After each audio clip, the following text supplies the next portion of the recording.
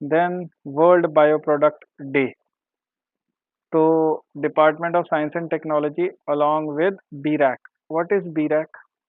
किसी को full form अगर मालूम है तो अच्छी बात है, नहीं मालूम तो मैं आपको ये होमवर्क देता हूँ कि आप इसकी फुल फॉर्म जरूर चेक करिएगा बीरैक की, कि ये कौन सी बॉडी है, किस चीज़ के लिए बनाई गई है, किस चीज़ की ये काउंसिल बेसिकली किस चीज़ की प्रमोशन के लिए बनाया गया है। ठीक है। तो वर्ल्ड बायो प्रोडक्ट डे जो है वो ऑर्गेनाइज किया था department of science and technology ने। कब सेलिब्रेट किया जाता है? जुलाई 7 एवरी ईयर। ठीक है। तो इस बार का थीम क्या था? अब जब भी कोई डे की बात आएगी तो उसमें एग्जाम पॉइंट ऑफ व्यू से क्वेश्चन दो या तीन ही बनेंगे। पहला क्वेश्चन बनेगा कि वो डे होता कब है, या तो डेट दे के आपको एग्जामिनर डे पूछ लेगा या डे दे के उसकी डेट पूछ लेगा। दूसरा क्वेश्चन जो बनेगा वो रहेगा कि इस साल का थीम क्या है। तो इस साल का थीम जो 2025 का है वो है बायो ई3 वे। द बायो ई3 वे। ई3 stands for equity, environment and economy. Equity means equal access, environment means environmentally friendly, economy means जो आपकी इकोनॉमी को ग्रो करता है। ठीक है।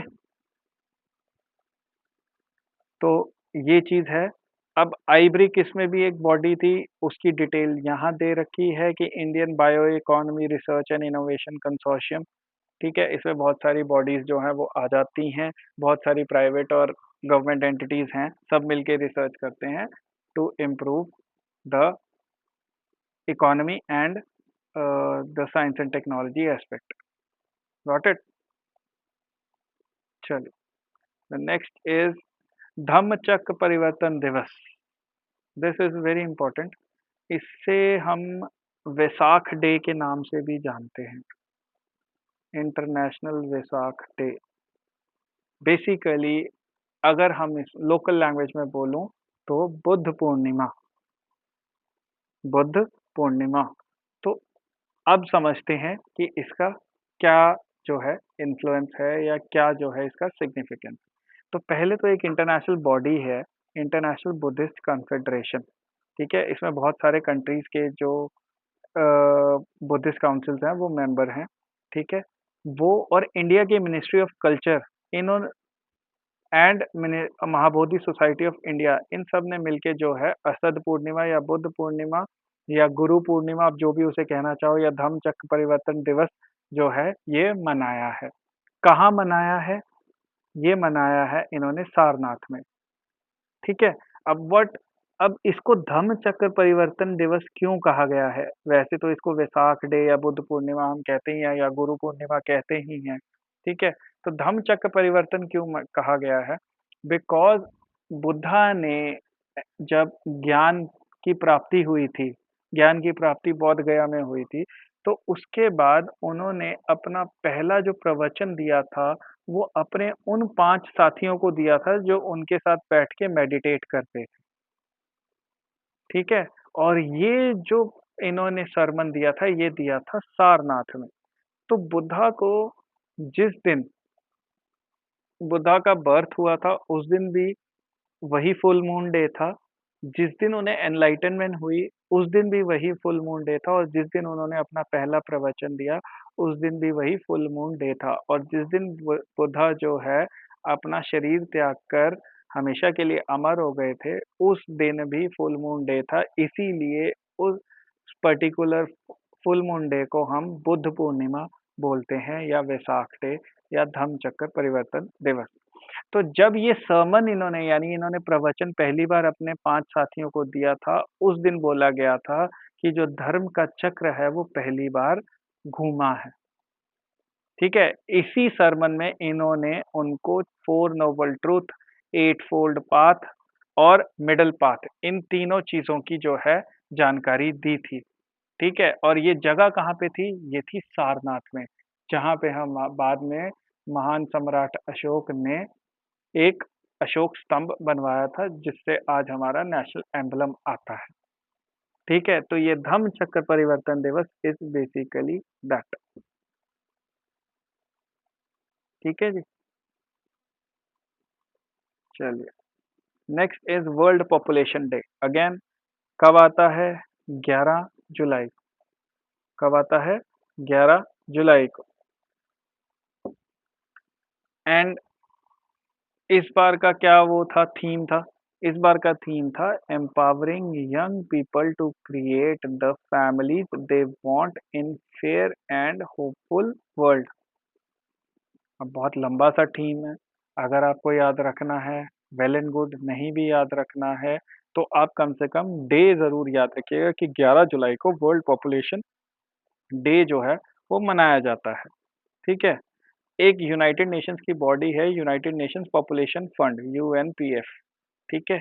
तो वो बॉडी जो है इसी चीज से रिलेटेड है, उसके साथ साथ यूनाइटेड नेशन डेवलपमेंट प्रोग्राम भी कोलैबोरेशन करता है। बिकॉज अल्टीमेटली दोनों का गोल क्या है, एक स्टेटिस्टिक इकट्ठी करता है, यानी यूएनएफपी जो है वो स्टेटिस्टिक यानी पूरा डेटा लेके आता है, और उस डेटा के बेस पे यूएनडीपी यानी डेवलपमेंट प्रोग्राम पूरे के पूरे प्रोग्राम्स जो है वो डिजाइन करता है पूरे वर्ल्ड के लिए।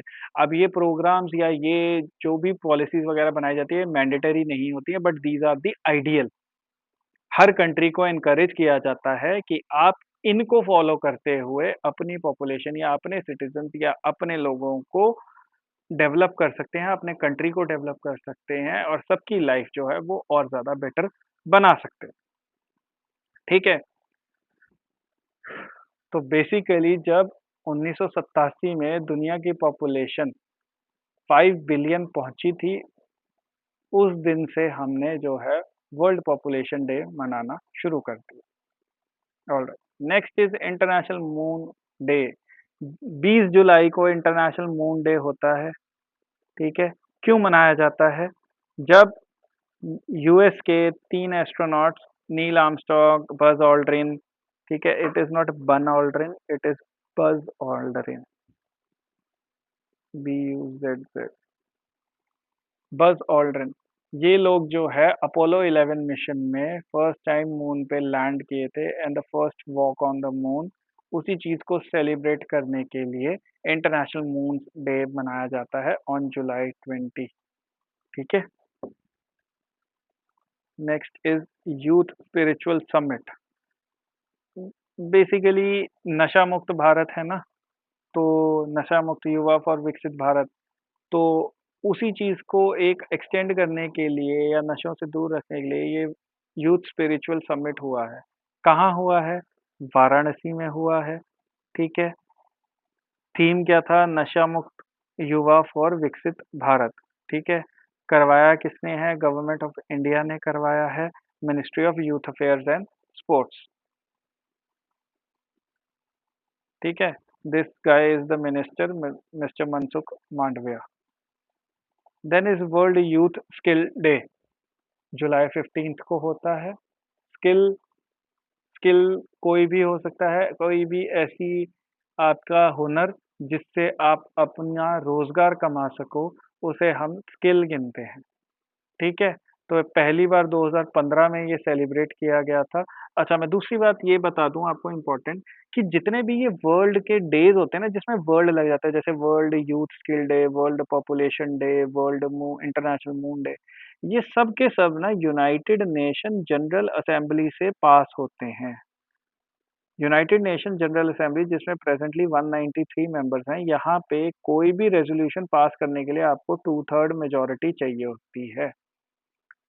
फॉर एग्जाम्पल जब इंडिया ने 21 जून को इंटरनेशनल योगा डे डिक्लेयर करवाया था, तब हमने यूनाइटेड नेशन जनरल असेंबली में ही ये प्रपोजल रखा था।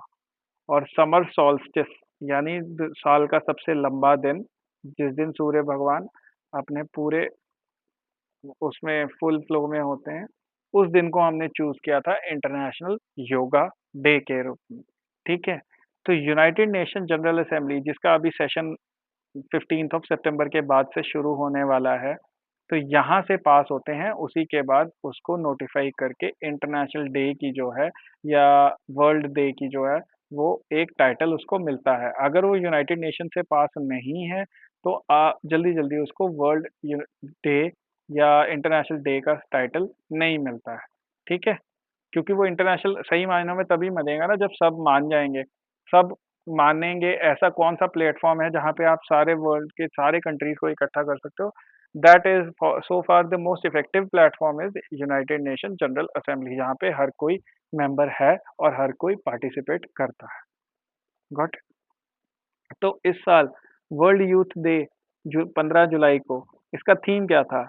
Youth empowerment through AI and digital skills. तो ये तो याद रखना भी आसान रहेगा, क्योंकि अब एआई का जो आप कह सकते हो एक ट्रेंड है वो बहुत ज़्यादा हो चुका है। अब एआई के बेस पे बहुत सारी जॉब्स आ रही हैं, तो वो जॉब्स या वो लाइवलीहुड आप तभी कमा पाओगे जब आप खुद को स्किल्ड रखोगे in AI and other digital work places. Got it? तो एआई का बेस्ट यूज़ होना चाहिए, मिसयूज़ नहीं होना चाहिए, अब्यूज़ तो बिल्कुल भी नहीं होना चाहिए, और इससे जो है हमारी ह्यूमन काइंड को बेटरमेंट ही मिलनी चाहिए, डिक्लाइन नहीं होना चाहिए। Got it? चलिए।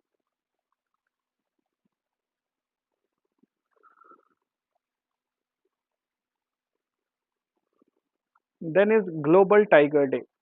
Now global tiger day is observed annually on July 29th। ये बेसिकली किस लिए मनाया जाता है आप देख ही सकते हैं कि इंटरनेशनल टाइगर डे टाइगर को जो है प्रिजर्व और प्रोटेक्ट करने के लिए डिक्लेयर किया गया है। वर्ल्ड में ना बेसिकली 9-10 ऐसे कंट्रीज हैं जहाँ पे टाइगर्स मिलते हैं, पूरे वर्ल्ड में टाइगर्स नहीं मिलते। Tigers are found in Asia, predominantly in Asia. ठीक है? रशिया से लेके साउथ ईस्ट एशिया तक, ठीक है, जो है आपको टाइगर्स देखने को मिलते हैं। ना यूरोप में है, ना अमेरिका में है, ना ऑस्ट्रेलिया में है। जो ये इनका नेचुरल हैबिटेट है वो एशिया में ही है। और ये जितने कंट्रीज में टाइगर मिलते हैं इनको बोलते हैं टाइगर रेंज कंट्रीज। तो इन्होंने ही सब ने मिलके आपस में डिक्लेयर करवाया था इंटरनेशनल टाइगर डे। अब क्योंकि ये यूनाइटेड नेशन जनरल असेंबली से पास नहीं हुआ है, इसीलिए वर्ड इंटरनेशनल लगा है, वर्ल्ड नहीं लगा है।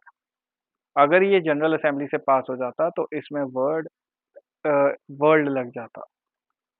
ठीक है? तो पहली बार 2010 में सेंट पीटरबर्ग जो रशिया में है, वहाँ पे इसे सेलिब्रेट किया गया था। ठीक है? तो इसका बेसिकली पर्पस क्या था कि हमारी जो वाइल्ड टाइगर की जो पॉपुलेशन है, उसे इंक्रीज़ करना है, यानी कम से कम डबल करना है। Double the number of wild tigers. तो इस साल का थीम क्या था? Securing the future of tiger with indigenous people locate and local communities. अब इंडिया में वर्ल्ड की 70% वाइल्ड टाइगर पॉपुलेशन रहती है इंडिया में। सिर्फ इंडिया में। अगर आपको याद हो, आज के टाइम में there are around approximately 3000 wild tiger. अब वाइल्ड टाइगर्स कौन से होते हैं? जो जंगलों में मिलते हैं। जू में रखे जाने वाले जानवर जो हैं हम वाइल्ड पॉपुलेशन में नहीं मिलते हैं।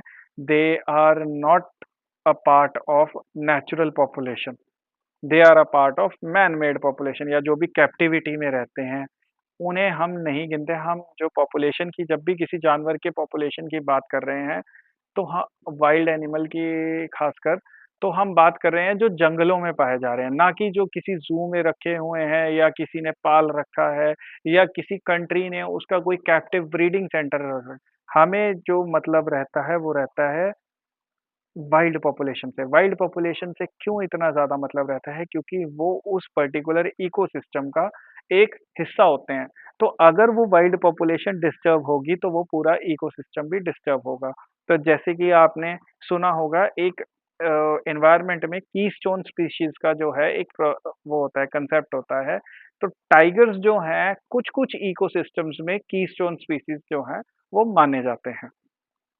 जैसे कि आप यहाँ पे देख सके हैं कि tigers are keystone species, a ensure presence of healthy prey population and robust ecosystem. ठीक है? अब आप कहोगे जी टाइगर तो अपने शिकार को खा जाता है, तो वो उसकी हेल्दी पॉपुलेशन को कैसे इंश्योर करता है? क्योंकि टाइगर जो सबसे कमजोर होते हैं ना, या बीमार होते हैं, या जो नेचुरली सरवाइव करने के लिए फिट नहीं होते हैं, तो उनका जो है शिकार करते हैं। वो शिकार हो जाते हैं, तो जो बच जाते हैं वो सबसे फाइनेस्ट और फिटेस्ट जीन्स होते हैं और वही जीन्स जो हैं वो आगे से आगे ट्रांसफ़र होते जाते हैं थ्रू जनरेशंस और जो आपको एक अल्टीमेट पॉपुलेशन मिलती है वो बहुत ज़्यादा हेल्दी मिलती है। ठीक है? ओके, चलिए।